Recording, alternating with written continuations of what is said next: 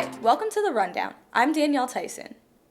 The Unified Sports Club here at Rider held their annual Polar Plunge last Saturday. Here's Ali Paulhemus with more on the event. The Unified Sports Club hosted their annual Polar Plunge this past Saturday to raise money for New Jersey Special Olympics. I was able to talk with President Evie Giglio about what Unified Sports Club does. Unified Sports, we partner with Special Olympics New Jersey. They have a complex right here in Lawrenceville, and we play two different sports.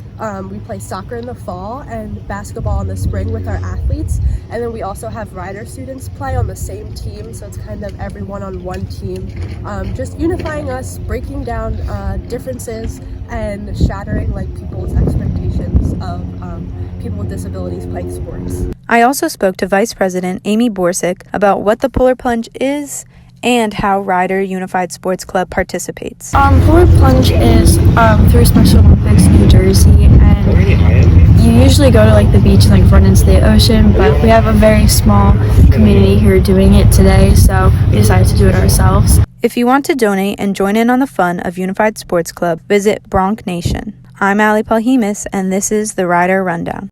If you want to see more of the Unified Sports Club, make sure to follow their Instagram so that you can keep up with the latest events and practices. The student film competition portion of Rider's Film Symposium was held on Thursday. Here's Alex with more. You just got to get that genuine performance out of them. A diverse array of student films were screened at the Rue Auditorium as part of Rider's Film Symposium. The theme for this year's symposium was film noir, but submission to the competition segment was open to any film of any genre. I caught up with student filmmaker Elijah Sweeney, who entered his film, Crossings, into the competition, but ultimately came up short of the top spot. I thought it was very fun, very intriguing. I got to see a lot of interesting films. I got to see the other directors' processes, and honestly taught me some things, and overall it was a fun experience. I didn't win, but it's okay. Christian Karabasi and his crew won the top spot for their comedy, Friendsgiving. Thank you.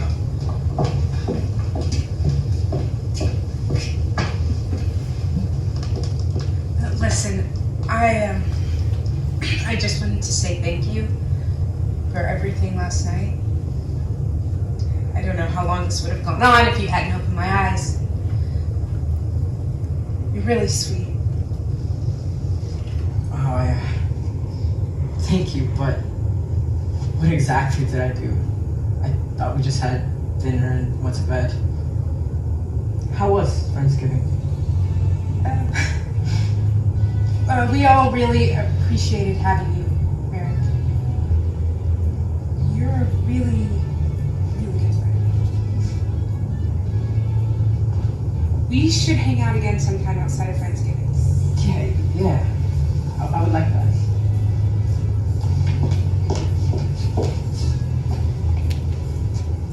I get high every day, and no one ever thanks me. Come on, buddy.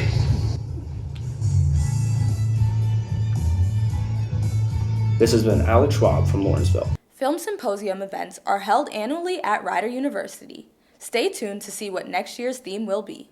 I got the opportunity to celebrate National Girls and Women's in Sports Day here at Rider. National Girls and Women's in Sports Day comes around once a year every year. Rider University takes pride in how they celebrate their women in sports. February 1st is National Girls and Women's in Sports Day. On February 26th, all the female sports teams at Rider came together to celebrate National Girls and Women's in Sports Day. Little kids from neighboring elementary and middle schools come together in the SRC and get the opportunity to meet the teams and play each sport. There are stations for each sport, and the kids get to rotate, play, and experience each and every one. I got to speak to Corey Washington, who is one of the individuals who helped plan and run this great event. So my name is Corey Washington. I am the athletic academic coordinator here at Rider University. This was my first year emceeing the National Girls and Women's Sports Day Clinic. All I can say is this was incredible. The participants were amazing. Our female athletes had amazing energy and enthusiasm, and I think everyone had an awesome time. I had an awesome time just watching everyone have fun. Due to COVID, Rider missed out on a year of celebrating National Girls and Women's in Sports Day. So it was a great experience to come back together and be able to bring the community together through the event. After the girls play each sport, they get the opportunity to go to the women's basketball game. There are all sorts of activities, such as the teams throwing shirts into the crowd as well as candy bags. This event is a great way to guide kids in the direction of what sport they might want to play, find their passion, and sometimes even introduce them to sports they haven't played before. It was definitely a beautiful event to showcase women empowerment and just how influential females are in athletics. So I'm definitely looking forward to doing this next year. What a great event it was. I know all the female athletes are looking forward to the next one. Now we go to Allie, who's in the studio with Professor Scott Album to talk about the spring break trip and the semester in LA. This week, I sat down with Scott Album, who is running a trip for Rider students to Los Angeles. The trip to Los Angeles for spring break is a course called Documenting Cultures. It's COM 330, and it started way back in 2008 when I brought 6 Rider students to a conference out in LA. From that, we decided, could we grow this kind of travel experience for students into a credit-bearing situation? And it turned out that we were able to set it up as a course, and we brought the first spring break course to Los Angeles in 2011, and we've been doing it almost every year since then. It's been a great trip, and we've maintained a number of the things that I think have made this trip special and important, and that would be interactive meetings with faculty, with alumni, studio tours, and visits to various show tapings to give students the opportunity to really be immersed in the Hollywood experience out in Los Angeles. So we also now have a full semester in Los Angeles. So the difference between the spring break and the semester is that the spring break trip is just for 1 week and you only earn 3 credits.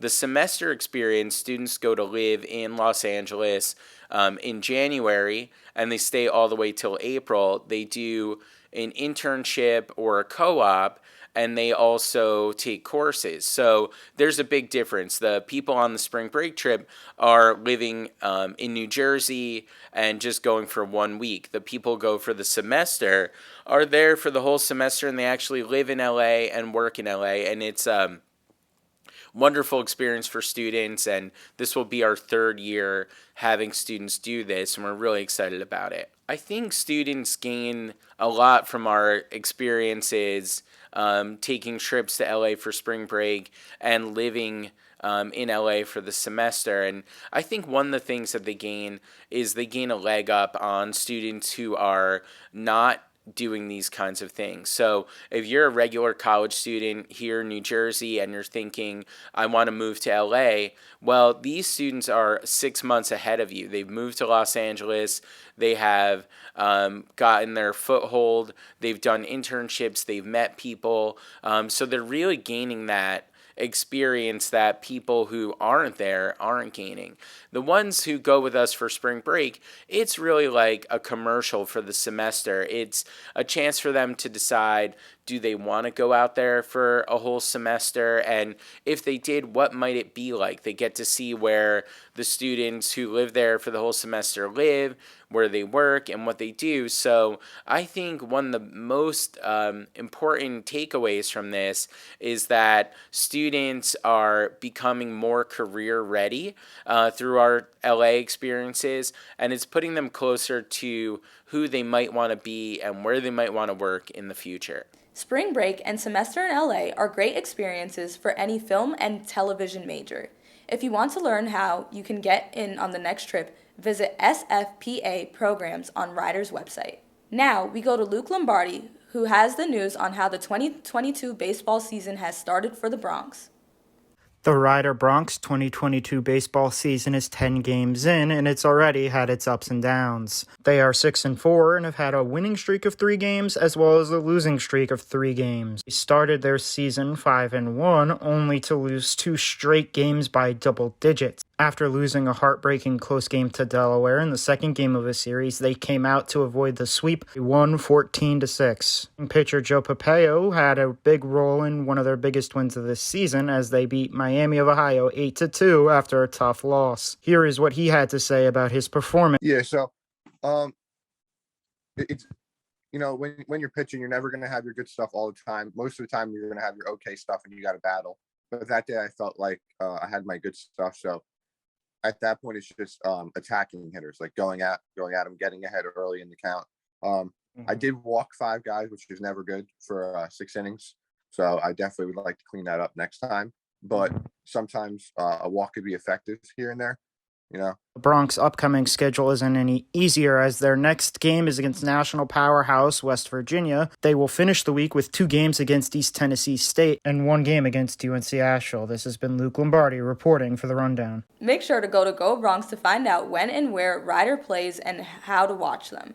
Rider University's AAUP held a protest this week in response to the no confidence vote that they placed against President Del Olmo earlier this week. Here's Casey Maldonado with the full story.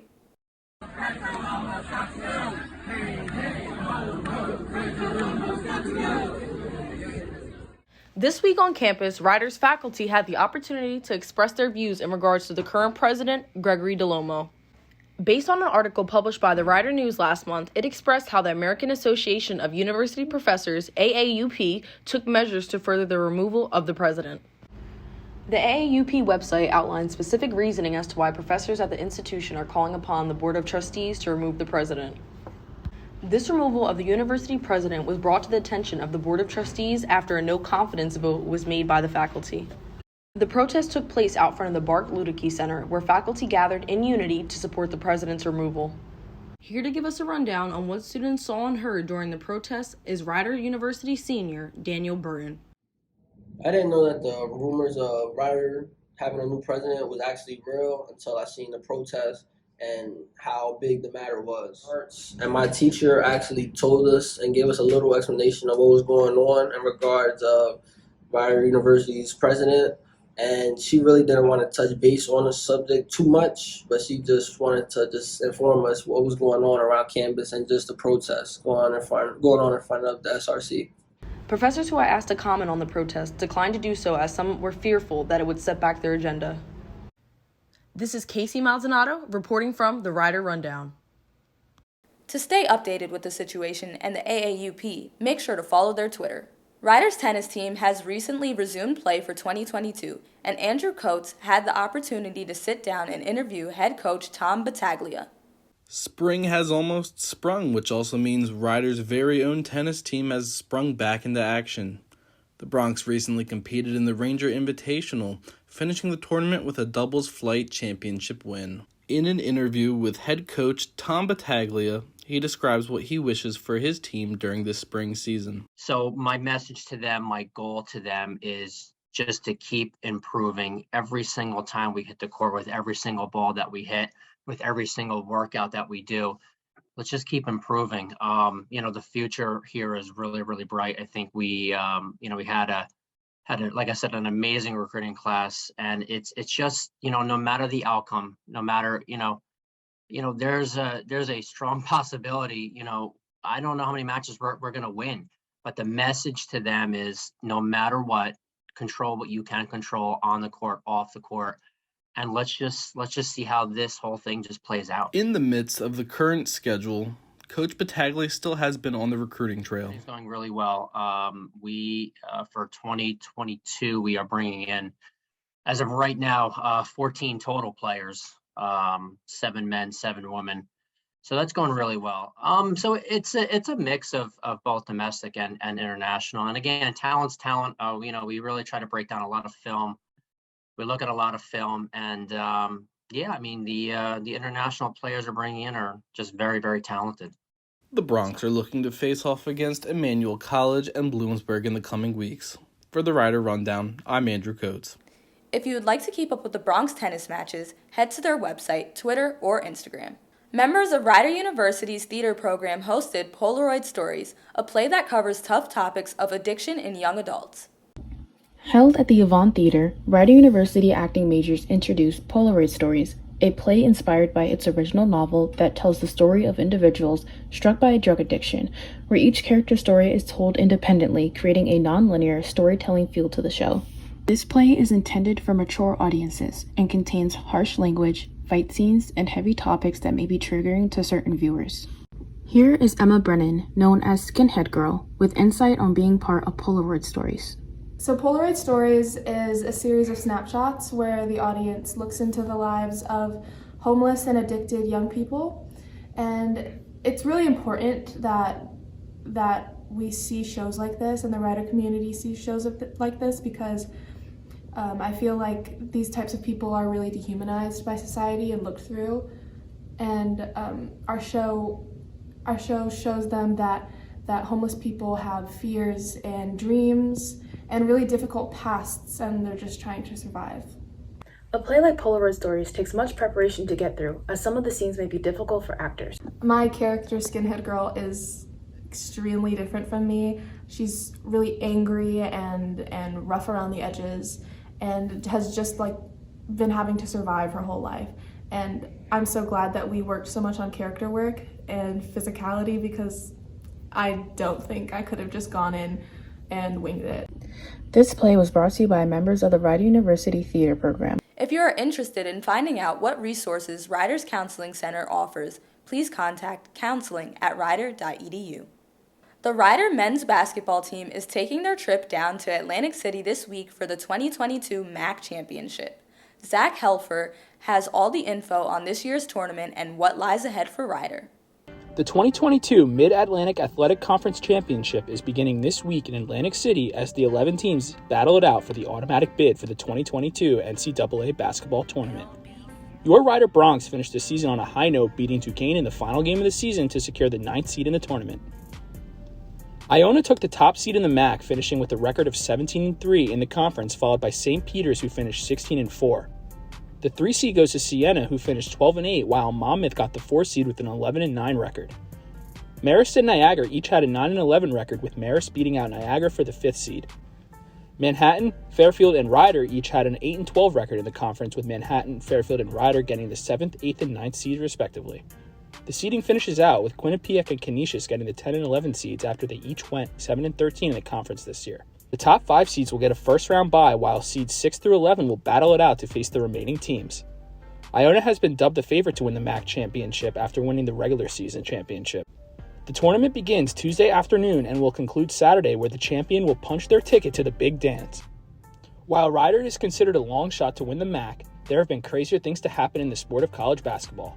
Check out their game against Fairfield Tuesday afternoon as they look to embark on this run to the tournament. With the rundown, I'm Zach Helfer. If you would like to buy tickets for the tournament, check out MAC Championship on all ticket sites. If you would like to follow the Broncs in the tournament, check out GoBroncs.com. The radio station held a baking competition at Daly's with 4 students participating. Reporter Sean Harrington has more on this. When it comes to events on Rider University's campus, you would probably think of the return of Scream Screen in the fall, Cruising from Commencement in the spring, and the Excellent Egg Hunt also in the spring. What do all of these events have in common? They were hosted by Rider University's radio station, 107.7 The Bronc. The first event that kicked off this spring semester for the radio crew was a variation of last semester's cooking competition, Rider Student Top Chef. Hosted at Daly Dining Hall, Dessert Wars Cookie Crumble brought in the baking aspect into a contest for students to show off their sweet creations. It was a real baking battle for each contestant, as each competitor made some delicious treats that forced tough decisions upon the judges. The 4 finalists that were chosen from all the student submissions included Zoe and Zeta Pennick, Zoe Nalepa, and Sophie Mueller. The duo of Zoe and Zeta Pennick combined 3 desserts into one with their creation of their cookies and cream cheesecake brownies. Zoe Nalepa went out of season to concoct her fall spice cookies with cream cheese frosting. And Sophie Mueller entered her angelic creation of heavenly Oreo truffles. Each of the finalists went home with prizes, but the first place winner received a mountain bike, a $300 Visa gift card, a chef coat and baking kit, a week of tanning, Crumble Cookies merchandise, and 107.7 The Bronc swag. Here is host Tiffany Britton announcing the winner of this year's competition. So let's get dessert wars, cookie crumbles, bake-off, and finale is, drumroll please, Sophie Mueller!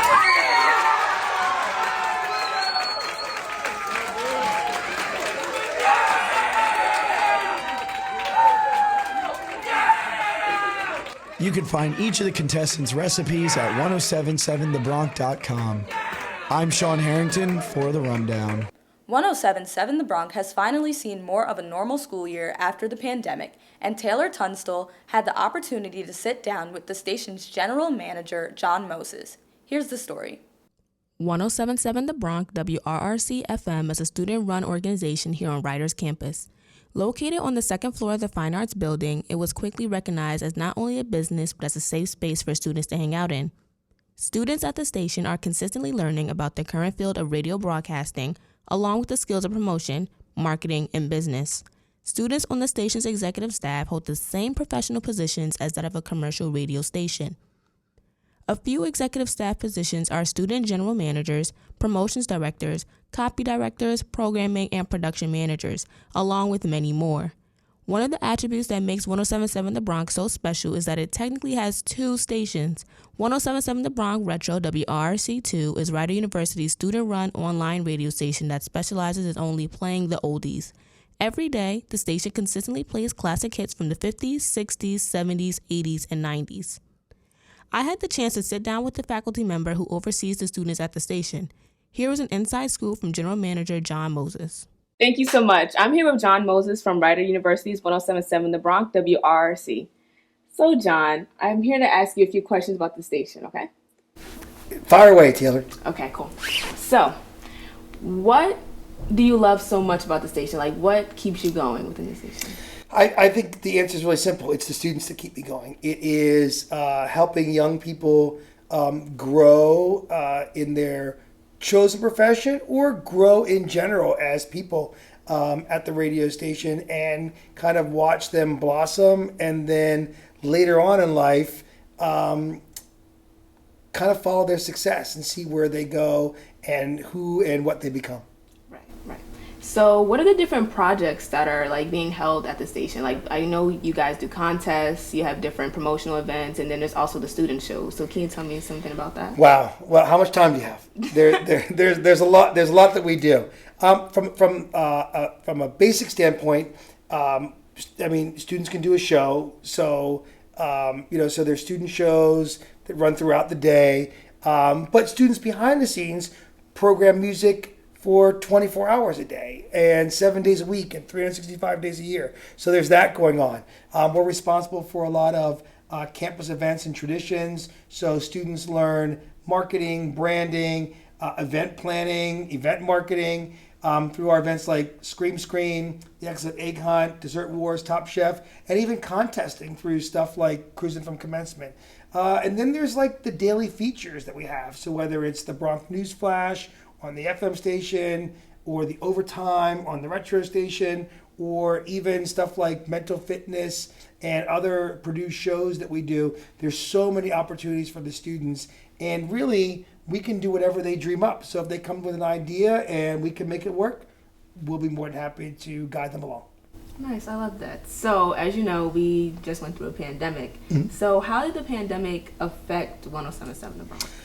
Well, we got lucky and built a new radio station during the pandemic, and we really got lucky that was happening during the pandemic. So originally that was supposed to be done during the academic year. It turns out the pandemic helped us out a lot because it took the engineers just to build all the equipment in the studio 4 weeks at 15, 16 hours a day. So from that standpoint, that's one thing we did. The other thing we did is we didn't miss a beat. No pun intended. Like, as soon as we went home, we engaged the students. We had them do all their shows, all their recordings from home, because we have that capability to do remote work. So we're able to keep the students engaged and able to keep the station running 24/7 and catering to our sponsors who really needed us during the pandemic, because we have a lot of restaurants as sponsors. So they were struggling, and we were able to provide them the ability to get the word out that they were open, or they were doing takeout, they were doing delivery, things maybe they never even did before. So for us, the pandemic really gave the students a real world learning experience during a disaster. I think we all thought, well, the pandemic's going to last a couple weeks, maybe a couple months, we're good to go. It didn't, right? It lasted almost 2 years. And for the students, that gave them an idea of what it would be like if they were working in the middle of a hurricane or a tornado or some other kind of disaster, natural disaster, that could impact their ability to broadcast or their ability for people to tune in and listen. So again, it was kind of, it was a curse that turned out to be a blessing for us. Right. Yeah. So speaking of events, I know coming up you guys have the egg hunt that's back. So would you like to share some insight on that? Well, the interesting thing about the egg hunt is because of the pandemic, we haven't done this event since 2019. That was the last time we did it because we were just getting ready to announce it when the pandemic hit and we had to cancel it. So we didn't do it for 2020, we didn't do it for 2021, and now it's 2022. So the only students on campus that have ever experienced the egg hunt are the seniors. That's it. So we've got this whole new education process for our students at the radio station to put it together and for the students to participate in it. As far as egg hunt goes, the students should be pretty excited. It's really cool. We put 10,000 eggs across the campus mall. They're all filled with candy. And then about 1,000 are filled with prizes, including a $1,000 Visa gift card in one of the eggs. There's food trucks. There's carnival games. There is a petting zoo. There are SGA supplies bags so they can gather the eggs. So it's really a fun time for students. And it's great because it's one of the few events that we do in the middle of the day here at Rider. So it's from 11 to 2 on Tuesday, April 12th. So it's a time for students, I think, to get a little break from class and have some fun in what starts to be a very stressful time of year as you get closer to final projects, final exams, stuff like that. Thank you for being here. Back to you at the desk. In our next story, field reporter Allie Riches has a story about Rider hosting the MAC Championships for the second time in 2 years. Every other year, Rider Track and Field gets to host the Outdoor MAC Championships. However, with Monmouth leaving the conference, it was announced on February 7th that Rider will be hosting MACs 2 years in a row. We were able to talk with Bob Hamer to learn more. Yeah, so this year we're hosting it again because Monmouth has decided to leave the MAC for the Colonial Athletic Association Conference. And according to the MAC bylaws, if you do leave, you're no longer allowed to host any championships. Obviously we're the other choice because we usually go back and forth between us and Monmouth. So they asked us to host. We had to move some things around and we're going to be able to do it. So it'll be an exciting time for the athletes. Hopefully they love competing at home, and a little inconvenience for some of the other teams in the conference because they got to make new arrangements, hotels and things like that. But thankfully we have another venue that can step in and provide a great championship experience for the student athletes. However, this recent change didn't only affect the track and field teams. Rider Softball had to move one of their Sunday games to Friday to make sure that there was enough parking for the championships to take place. Not only that, the MAC is hoping to add a couple more teams to the MAC conference. Our commissioner has mentioned that he doesn't want to stay with 10 teams. That the hope is to add. So my guess is that we're going to add a couple teams. My hope is that we add teams that are similar to us and others where they're fully well-rounded programs, so that we kind of replace what Monmouth left, because they do every event. And we want to keep, the championship, in my opinion, is really high level, and I want to keep that high level in every event across the board. And even though we're sad to see Monmouth go, the Rider Broncs are getting ready to kick off their spring season. Right when we come back from spring break, the Rider Track and Field team will have their first meet on March 26th.